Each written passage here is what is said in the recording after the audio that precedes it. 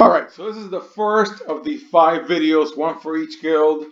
I think my interruptions are over for the day, and so it looks like I'll be able to do each one of these videos complete.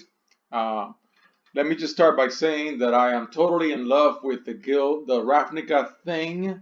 You know, Ravnica guilds, and that begins with Ravnica 1, then it goes into Ravnica 2, and then now with Ravnica 3. That means that at the end of this cycle, there will be 9 Ravnica sets. There are going to be 6 large ones and 3 small ones. I mean, I'm just totally in love with the whole concept. I know some people are going to hate it, and I know some people are going to be totally sick of Ravnica. There either are now or will be definitely after 3 more large sets. I'm not going to be one of those people. I love this. So in the case of Boros, I really love that Aurelia in Ravnica 3 is a 4-drop and not a 6-drop. I played Aurelia as a 6-drop in Ravnica 2 a fair amount, and it's a beautiful card. I love having that second battle phase. Hold on, I'm going to be drinking a little bit of milk because my voice is taking a beating from all these long reviews. There we go. And but I really love that this Aurelia is a 4-drop. It's a flyer. Mentor requires some thinking and playing. I don't know. I think it looks pretty good. Because, yeah, the lesser power thing, that's going to be weird because Aurelia is only a 2/5. So that means that you're going to be able to put a counter on something that's a 1/1 weenie or 1-something weenie. And that's kind of lame. And that means that I'm going to want to equip Aurelia. I definitely will want to equip her. Not really like give her a boost, but really outright just put equipment on her. And which goes very well, you know, in a white red themed deck. So I think that's perfectly, you know, on flavor. So at the beginning of combat on your turn, choose up to 1 target creature you control. It can be this one. Until end of turn, that creature gets +2/+0, gains trample if it's red and vigilance if it's white. That is a really awesome clause. So what I said just now kind of gets partly invalidated because I'm going to attack with Aurelia. I'm going to say this is the creature that I want to get +2/+0. So now it's a 4/5 flyer, and I can mentor something that's a 3, a 2. So I can mentor a whole host of other critters. And this thing now, it's a flyer, vigilance, trample. Yeah, but I still want to equip it. Okay, so for all 5 guilds, the way that I'm going to run the guild is I'm going to start the same way and I'm going to end the same way. So I'm going to start with the locket and the guild mage. All lockets are exactly the same except for the specific colors of the guild. They each cost 3, which I am not a fan of. It means that these are going to suck no matter what. Yes, for 4 you draw 2 cards when you sack it, and that's really good, and I like it, and I love to draw cards. So I really like that, but this card, in my opinion, I'm nobody to say this because I don't work at Wizards, and I'm not a star player or anything like that. I'm just some dude, random dude in the interwebs. But this card would have been way, way better as a true drop, where you play you play as much as 3 for 1 card or 2 for 1 card when you sack it. I think the fact that you have to wait all the way to have 4, you have to wait all the way to have 3 to mana stabilize with this, and you have to have 4. The 4 for 2 bonus is fantastic. I think it's great. It's just a little too late. That's my opinion. The guild mages are looking pretty weak, so they're going to be added to the other 10 guild mages that kind of sucked from Ravnica 2, and then the other 9. I happen to be a huge fan of Dimir Guild Mage from Ravnica 1. I've played that card and I love it, and the costing is very aggressive on that card. Every other guild mage that I've seen is not. It just sucks. And so all these guild mages, I'm just going to say right now, maybe I'll change my mind as I go through the guilds. Maybe when we get the next set, we'll get our super cool guild mage and it'll be like I'll fall in love with it like I have with the Guildmage. This is not that dude. I mean, anytime I see a 4, 5, 6, 7 drop uh, effect, I'm like just like, all right, whatever. It can say like 5 red, tap it, you win the game. Well, if it did that, it'd be different. But this sucks. Anyways, it's a bear. They're all bears, and they're all bears in the guild colors, which is very limiting in my opinion. A 1 red or a 1 white is a lot easier to cast. So usually when a card is like this, it needs to be better. That's my opinion. Tapping your creatures also sucks. That's why I'm not a fan of Converge. So you got to tap it to do anything. Yeah, you tap it, you tap something else. You got to play 3. A lot of times with cards that do the tap another target creature, you do it for free. So, yeah, let's move on. Sorry, Legion Guildmage. Okay, I already talked about Aurelia. And then Tajik is a 3-drop. That's really great. I mean, these low-cost commanders that Wizards keep printing, I am a huge fanboy of all of them, even the ones that suck. This guy is a soldier and a human, and it's got haste, 3/3/2. I don't even need to read the rest of the card. I'm already in love with it. Then it's got Mentor. We already discussed the weaknesses of Mentor, but if it's coming in as a 3/2, you can mentor things that have a power of 2 and 1. That's a wider range than if it was like a 1/2 or a 2/2. A 2 anything. Prevent all non-combat damage that will be dealt to other creatures you control. I think that's a great clause. Okay, that means that if they want to take them out, they gotta fight them. Love it. Love that. White-red. This dude gets first strike until end of turn. That's not bad. I love both Boros commanders, and I would love to build commander decks that have both of them or one or the other. Then let's get over to the rest of the cards. I'm already excited about the guild, by the way. These 2 cards are very exciting. The Instructor 3/3/1, so it's a good. That's really good for. It's a good common, definitely. The Mentor on a 3-power card is great. Good card. Good card is good card. The Patrol is a flyer with vigilance. That's nice. 4/2/3. Yeah, it's alright. It's got flying. You're going to want it in limited. Limited flyers are good. The Sergeant is a 5/4/2 with haste. I love haste. It's still overcosted, but it's aggro. That's nice. Again, the creatures in the Boros guild, I know this happened to me when I was playing a lot of Boros decks for Ravnica 2. The guild tends to have really good creatures.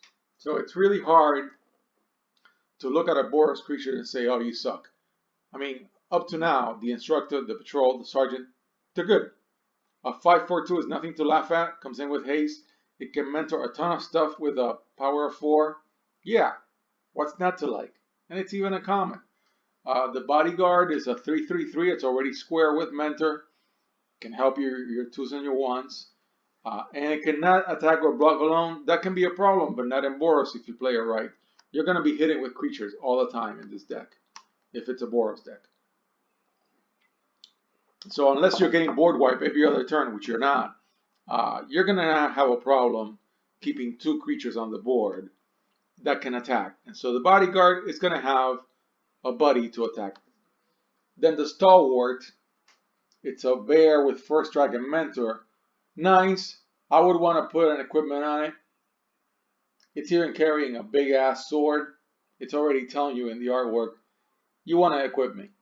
Goblins, love goblins, great artwork. The Banneret, it's already a 1/1 with mentor, so you're going to have to want to do something about it, like pump it. And yeah, the pump in this card is key. So playing at turn 1, turn 1, if your opponent has nothing, yeah, you get the 1 hit. But then it's just going to sit there until you pump it. You have to pump it. And when you do, as a 3/1 already, it can mentor anything else. And so actually, this card is a really good mentor trigger at any time in the game.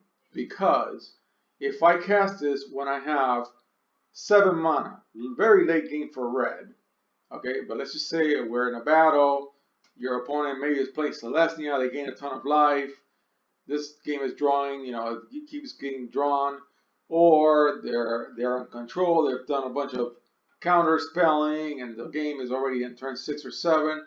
You got 7 mana. You drop this dude. It doesn't have haste. So actually, let's take it back. Let's just say you dropped it earlier in the game. Somebody hasn't killed it yet. You start pumping this thing, and this thing can mentor anything. Really. If you pump it twice, you only spent 4 mana on it, and it can mentor anything with power 4 or less. That's great. That's great. Even if it gets wiped out, maybe you won't get to do it more than 2 or 3 times. Even just once, it's pretty good. I like it. Like it a lot. Light of the Legion, 6/5/5 flyer. It'll almost never get played. It's got great mentor, but you gotta wait till 6/5/5. Now it's nice. When it dies, it leaves a bunch of counters behind. It's almost a creature you want to sacrifice, but it's still a 6-drop, even though it's a flyer. The War Boss, 3/2/2 mentor. It creates a token at the beginning of your combat. That's nice. Gains haste, and you don't have to sack it. So it'll keep creating a bunch of tokens, and those tokens can get mentored. They're only gonna get mentored once, but if you continue to be able to attack with the War Boss, you're gonna continue to generate tokens that it can mentor or something else can mentor. I think that's a really strong card. I mean, every time you start a turn, you pop out another goblin. That's good. The Sergeant, so here now we're going into the ones that are really guild cards. They require colors of both guilds. The Sergeant, a 5/3/3 for limited, but it's got a gate clause, so I love it. And it'll get double strike if I'm in my gate deck. That's nice. It's still a 5/3/3, so it sucks. The Dropper is a 4/5/2, very aggressive with mentor. Fantastic. Fantastic. You drop it on turn 4. It can mentor just about anything when it attacks in turn 5. I'd figure a way to give it haste when it lands. Maybe with that Goblin that I was mentioning in the non-guild cards that can give something else haste when you sack it. I'd put those two in the same deck. Sky Knight Legionnaire. Isn't this the card that got reprinted from Ravnica 1 into Ravnica 2 and now it's reprinted again? I seem to remember Sky Knight Legionnaire from both Ravnicas. It's a nice critter. 3/2 flyer with haste. That ain't bad.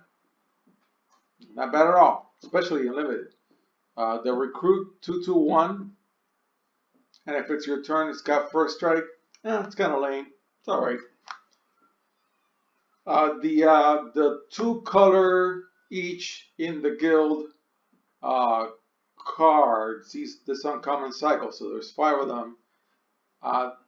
You'd be surprised how hard those type of cards are to cast.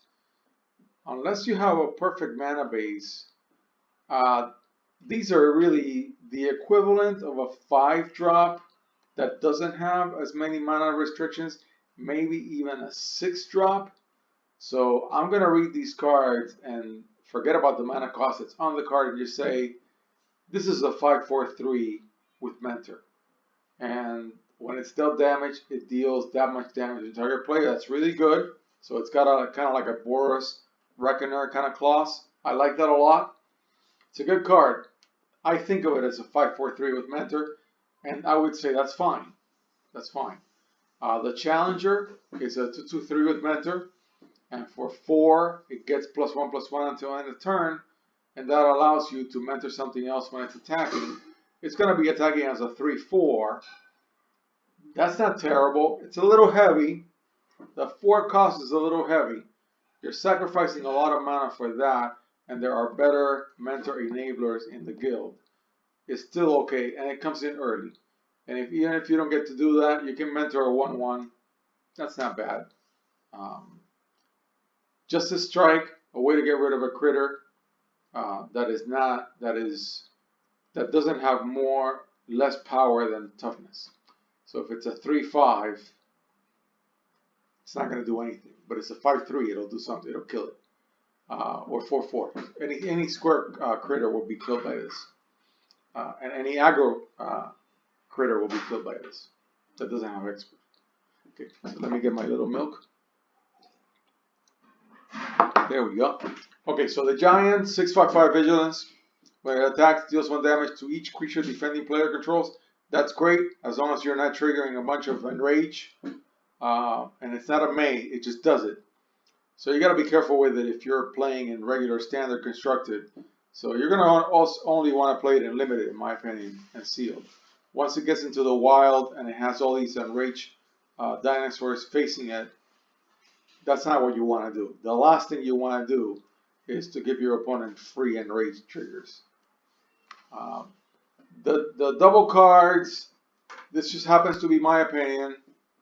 I'm just a nobody. I'm just saying, I think Wizards has managed in several generations of double face cards to make them all unplayable. I'm going to say all. They can be playable in the standard of the time. Maybe one of them will make it into modern for like 6 months, and then they're all gone. So Invasion was, I think, the first double cards. Has a whole bunch of them. They're beautiful. I love the look. They all suck. Then Ravnica 1 had a bunch of them. They all suck. Ravnica 2 had a whole bunch of them. Then they all sucked. And then Almancat had a bunch of them.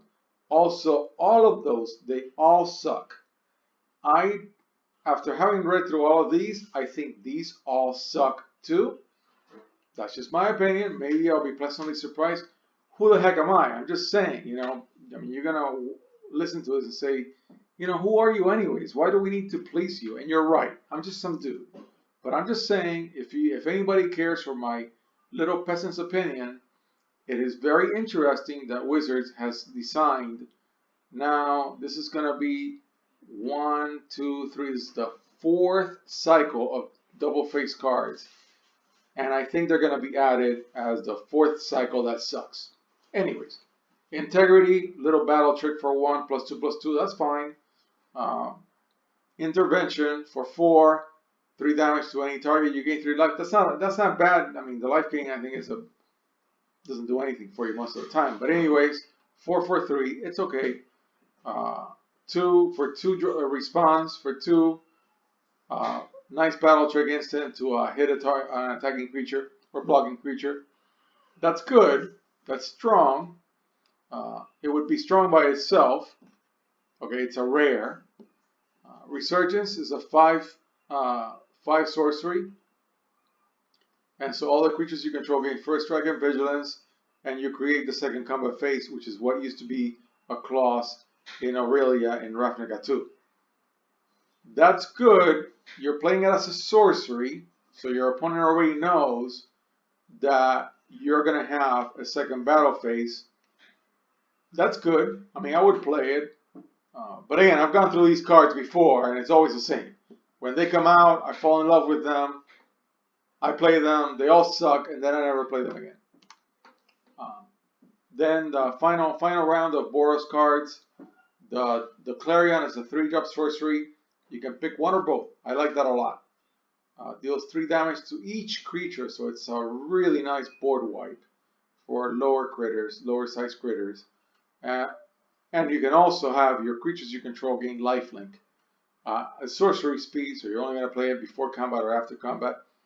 It's got a Minotaur in the artwork. Yeah, sure. The Vindicator is a 2/1/1 double strike, vigilance and trample. Nice. You'd want to equip it. There's no way, I mean, if it comes in, it can have all the abilities at once. It's still a 1/1. But it's got double strike. Trample. I mean, trample at 1/1 is useless. This card is telling you, you gotta equip me or boost me up somehow. Chance for Glory, Mythic Rare. 3-drop. Gains your creatures indestructible as an instant, so it protects you against a board wipe. And then you get an extra turn. But you lose the game at the beginning of that turn. This thing is going to be a junk mythic. And I think I'm done.